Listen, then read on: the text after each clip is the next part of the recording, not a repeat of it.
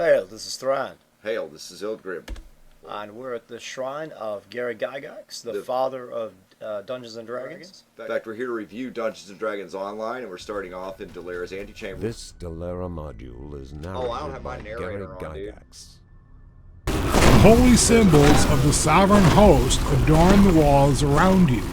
This place was once hallowed ground. As you can see, this entire module, Delara's Tomb, which is multiple dungeons, is narrated by Gygax himself.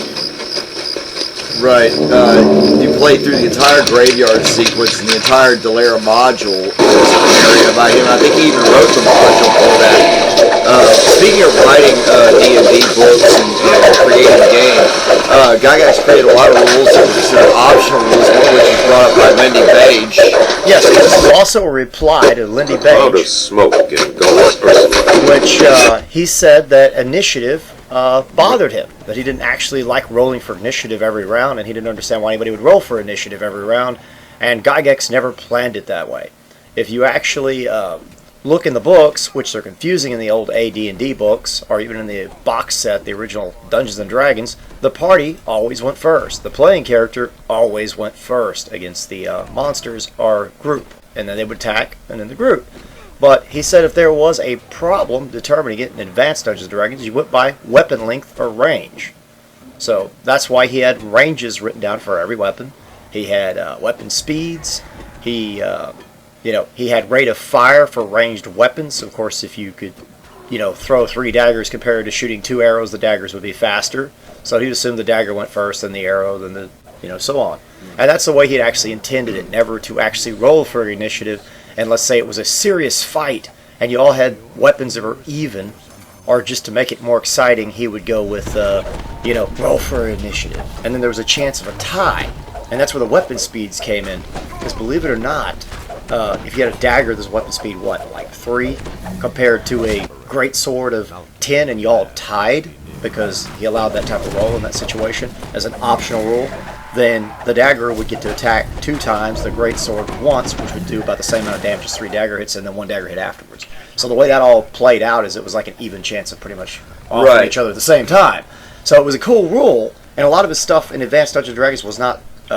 he even stated himself, you were supposed to use it optionally. It's never set in stone. Correct. And I think now 4th or 5th edition D&D, which is now owned by who? Wizards of the Coast? Yeah, they roll for initiative every round, time, everything. And they use dexterity. His dexterity bonus was only in ranged weapons and readying them. You were never supposed to use dexterity to modify a initiative roll if you had one. Right. You didn't have to have one. This game, DDO, does not have initiative rolls, but it does have something that was an optional rule that came out in Dragon Magazine, which is critical damage or critical hits.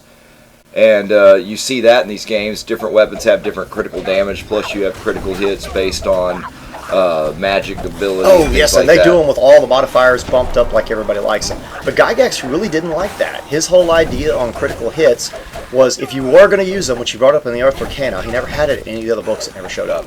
It was an optional rule, and he thought that if you roll, got a critical hit, then you might get an extra attack. Because remember, all those rounds were a minute long. That's a long time for a combat sequence. Yeah. So he thought, well, yeah, it's perfectly fine for a great sword to get an extra attack, or if you rolled a 20, and if you rolled a 20 again, you might get another attack, but you had to do it all over. Yeah. You didn't just double the damage, and you started. Right. Well, this game even has critical healing. As you see some of my heals here, and this game's got all the traditional spells that you remember, cleric abilities and mage spells. Plus, it has a few extras from some of the newer editions. You can multi-class. We love this game. We've played it for years. There, we went into.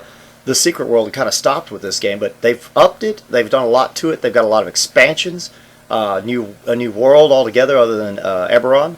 I know I wished it was Greyhawk myself, but a lot of people are happy it was Eberron because there's less information on it. I mean, in some ways, so even though they go right by Eberron, it doesn't break anything Gygax originally created. Right, which is probably why Gygax actually endorses this so well, and why he was even willing to do a voiceover and even let Delara's be a part of this. And Dave Arneson also does some narration in this. Yes, he does. He does that in the desert area. Yeah, Ruins of Thrand, I believe. And we'll be seeing that in a minute. I want to bring up one other thing about talking about LindyBeige. I don't know if he understands that surprise was much more important to Gygax. In initiative, the lower roll was better, not the highest, like everybody misunderstands. And the actual surprise, if you only could be surprised on a 1 or a 2, and let's say you rolled a 1 and the person surprising you, or the mob surprising you, rolled a 6, they could attack you 5 times in one round. They were attacking per segment because you were totally taken by surprise and you were just getting pummeled. Well, so most people don't know that was worse. It was like a trap. He saw that like a trap. If you were dumb enough to walk into that and not be cautious, that you might get killed outright. Yeah, and here's the region where Dave Arneson had his contribution, which was the desert region with a lot of the undead. And a lot of great tombs here to run through. Definitely. Very hard area. Oh, they also have trap disarms in this. And yes, it's very you can't play a rogue. important to have rogues. You have to have rogues. You have to have all classes. You can multi-class, like I said. So you could be a warrior and a fighter, or a fighter, I guess, a warrior or a rogue. A fighter thief, yes. And here we come to the end with Dave Arneson's grave. Dave Arneson's grave. Yes. It is a free-to-play. That's one of the reasons we reviewed this. So it's something you can just download, try out, play it. You don't have to buy anything. If you choose to pay, you get a lot more stuff available to you, the whole world. And there are expansions you can buy with points you get just for paying monthly if you like. Yeah, so look for us in-game. Most definitely, we will be in there. I have Thrander, I have Thorgar, and I just know you have Eldgrimmer. Eldgrimmer, so you'll know our names. Thank you for watching, and farewell. Farewell, and try the game out. I think you all enjoy it.